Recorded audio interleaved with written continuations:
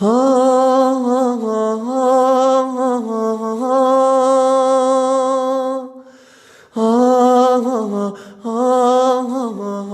همون مولای میره که دگدان رو مینویسه. یه بار پرس که بابای مولا چرا در رشته میشود همین چیز؟ چرا در همینجا گیره میزنه؟ همین گیره زدنش برای چی های؟ حاضر من یک چند دلیل ها میارم برای همین انسان هایی که دگدان مینویسن.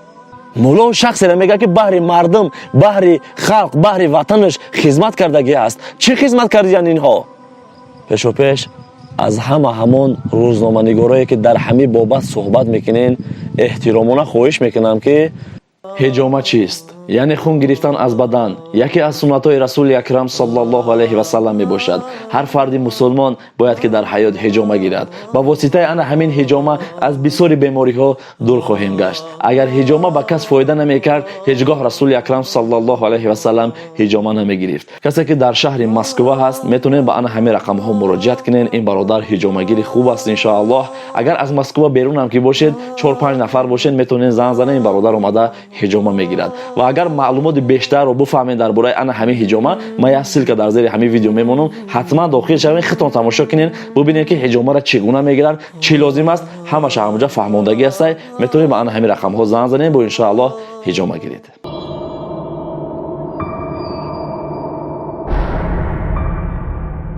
به هر حرف کند عادت زبانت، به روز مرگ آید بر دهانت. السلام علیکم و رحمت الله و برکاته. هموطنان، تماشابینان و هواداران شبکه صدای امید، اولا سلامتی به همه شما خواهان هستیم. راستی امروز ها دیده ایستاده ایم که در شبکه های اجتماعی چه در تلویزیون در یک موضوع بسیار نوار شده ایستاده است، یعنی که مولای زیناکار را قپیدیم. در همین بابت میخواهم یک چند سخنهای بگویم و از همتون خواهش میکنیم تا آخر گوش اندازین و میتونین در خانواده خودتون بگذارین تا مادر و خواهر و برادرای ما در همین خیلی فریبگرا باور نکنند. پیش و پیش از همون روزنامه‌نگارایی که در همین بابت صحبت میکنین احترامانه خواهش میکنم که وقتی صحبت میکنین مولا نگین، مولا نگین، به نام مولا گوین. یا کجا اینها مولا هسته؟ مولا شخصی را میگن که او پر علم هسته. مول یعنی پر، لا علم، پر از علم، یعنی پر از علم را مولا میگن. با امروز ها هر یک سگ و پیشه خیزه مولا گوخشه ما هم را مولا به حساب کنیم. اونها مولا نیستن.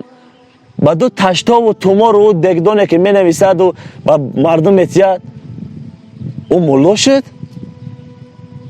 او یکی از فریبگران، یکی از شیطان انسی هستند.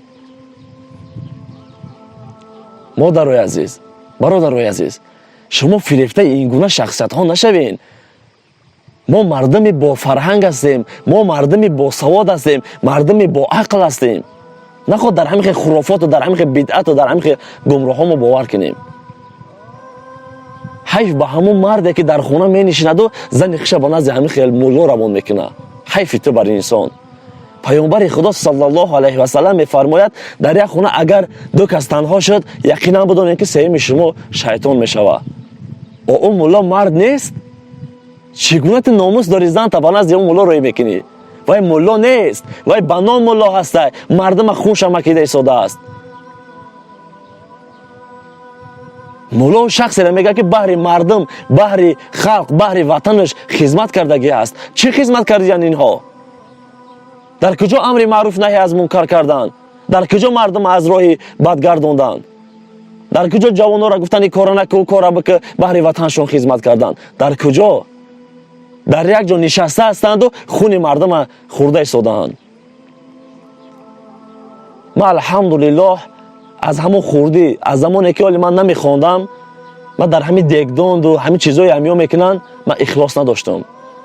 لیکن الحمدلله امروز که خواندیم حقیقت فهمیدیم، شکرانه از اون کرده ایستادیم که خدا را شکر که من در همین خرافات، در همین بدعت، در همین گمراهی باور نکرده بودم. شکرانه خدا. نزد همون مولای میره که دگدان رو مینویسه. یه بار پرس که بابای مولا چرا در رشته میشود همین چیز؟ چرا در همینجا گیره میزنی؟ همین گیره زدنش برای چی های؟ یک بار از همینجا پرسان شوین شما، پرسان شوین چرا نازشون میروین میگن تشتا بته تومور ته دگدون بته، یک بار پرسان نمیشین که در همین تشتا چی نویسته بای مولا، در همین تومور چی نویسته؟ چرا یک بار پرسان نمیشوی؟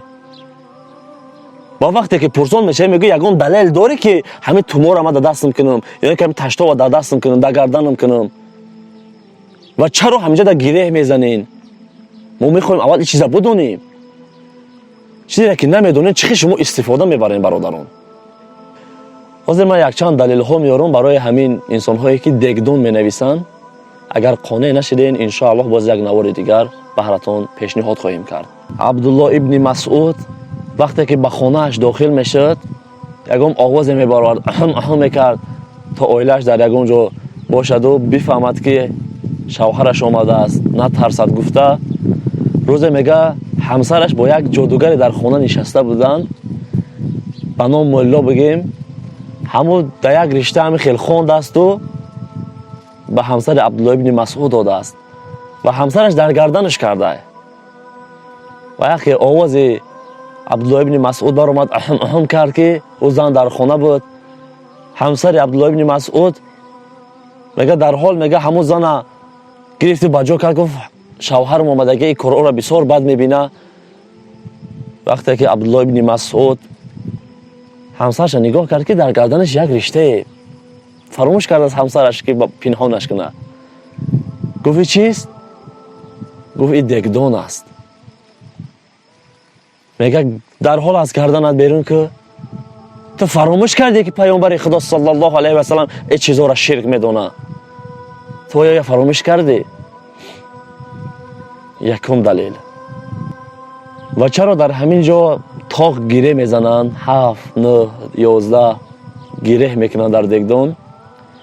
نبید ابن یحسم یهودی الله خور و ذلیلش بگردونه وقتی رسول اکرم صلی الله علیه و سلم جادو کرده بود در ان همین خیل رشته 11 گیره زده بود.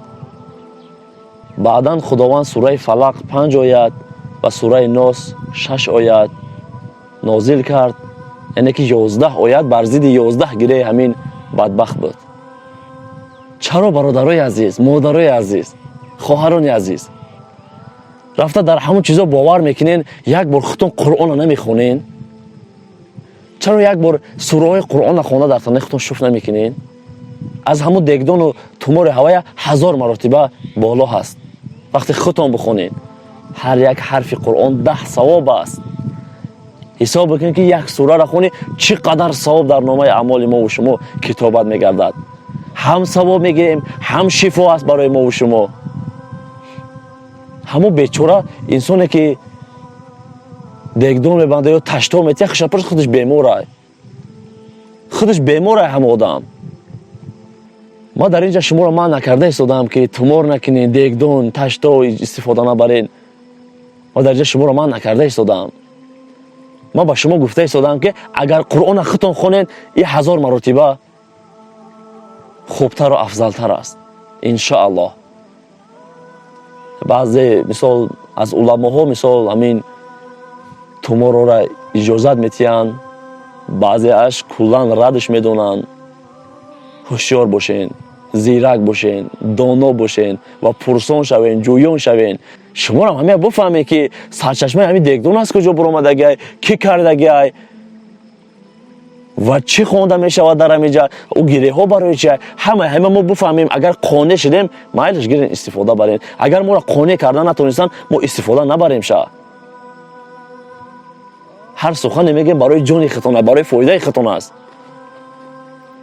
به نزد بنام این گونه مولاها نروین، میروین ساعت ها در اونها در می نشینین. میدونین چیکار میکنه؟ یا ورق دگون چی مینویسه، رشته دگون چی میخونه میته دست میگه جواب ده. یه هفته پس بیا، 10 روز پس بیا. چی کار کرده وای؟ چی کار کرد؟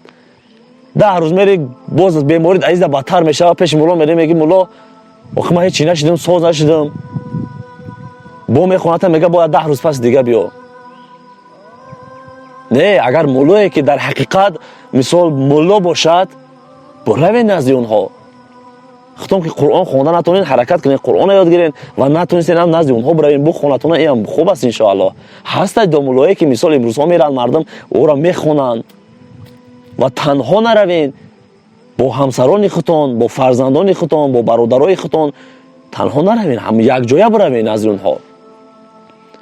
من بعضی از دامولها را میدونم که وقتی زنها میرود طاقه باشه قبولش نمیکنه، میگه اول یک برادر تا شوهر تا همراه خود بیار، طاقه نداره. انا این گونه مولاها خیلی مولا هستن اینها، میره یا میخونتون یا رقیه میخونتون آخه مثال. اینها هیچ اشکالی نداره، اینا فایده است ان شاء الله برای جان ما و شما. ما این سخنهای ما به همون بنام مولاهای داخل دارد که انا همون تشتا و انا همون تومار و انا همون دگدان می نویسن، نه که نمیدونن نویسندگیش چیه. خیلی مولایی که رقیه خان هستن، جین خان هستن و بعضی ها دعاگیری میکنن از علماها، از قاریا، خونه‌تون دعوت میکنین، این نور علی نور است ان شاء الله. من باور که چند تاش دیدگی هستم که فهمیدگی هستم که بردن در تشتا چی نویسندگیش هیچ چیزی نیست، نویسندگیش معلوم نیست که چی نویسندگی اونجا. این بیچاره میره در دری اوتر میکنه میزنشه. چون همین قدر علما نکردن، صحابه ها نکردن. تا امروز من راستی من خیلی چیزا را نه فهمیده هستم که میرفتن در اونجا با میگفته که طاقه دروین. زنک میدونم در دری خونه معیشت میکرده و زینو میکرده قطعی و جواش میدوده، با همون زنی به حق هم دم نمیزنه، نمیگه که مرا مولا همین کارا کرد. چون رفته شکایت نمیکنی در دولت؟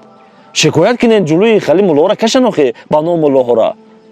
امروز ها بعضی از مردها در روسی هستند و زنها و مادرای ما و شما نزد ان همین خیلی با نام مولا ها میروند.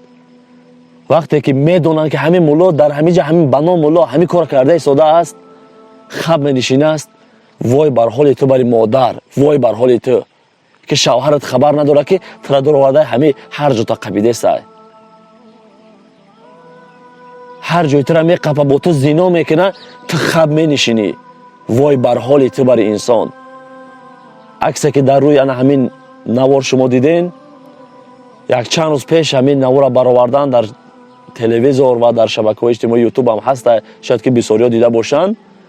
این بدبخت کامرا را ماندن پنهانی مادرها را میقبیده، خواه میکرده، همه جاهاشون را میرسیده، با زنا میکرده، با اونها استفاده میبرده همونها. نزدی درش میبینی 100 نفر آدم در پشت در همونها نشستن. از اون در دکتر برا تکنولوژی که پیش رفتگی. وای بر همین بنام تو بر مولای روسیای خدازاده که ما دعا میکنیم، شما هم نیز دعا کنید خداوند همه را روشاد کنه و اینها را نیست نابود کنن ان شاء الله. در همین دولت این را یا عمر محکم کنن، چون که این مادر محتاج شده، بیمار شده، این برادر بیمار است. نزد تو میبینی که یک دعا بخونیشه و یک سوره قرآن بخونیشه که همو برادر یک شفا یا با یک سبب شوی و خدا شفاش بتیه. لیکن تو با همه حرام خریتون، با همه روسیاگیتون نام تمام قاری و ملاها را پس میزنین. عالم شدن آسان، ملا شدن آسان، آدم شدن قینده است. اول ما و شما باید آدم شویم. اگر همون مادر، همون زنی که نزد همه خیلی به نام دامولا در آمدی و با تو زنا کرد، اگر تو ناموس می داشتی، تو خواب نمی نشستی. تو چگونه ناموس داری که و همه جای تو را میقپه، خواب میکنی، ختم میفوره همه چیز. حیف باور کنین، حیف با همون عقلی که خدا در ما داده. و خدا انسان آفرید، عقل داد که زیرک و دانا شویم، دانا باشیم، هوشیار باشیم. جای خطا کرده باشیم خداوند ما را ببخشد، شما هم نیز ما را ببخشید. یگان سخن بلند و پس گفته باشیم از همتون عذر میخواهیم. هر سخن گفتیم خوب دقتین، اهمیتین، فکر کنین، ان شاء الله که همش میفهمین. خداوند همه ما و شما را برای صراط المستقیم هدایت فرماید. از این گونه شخصیت ها خداوند ما و شما را نگهبان باشد که در فتنه اینها نافتیم. خدایا را مددگارتان در پناه الله.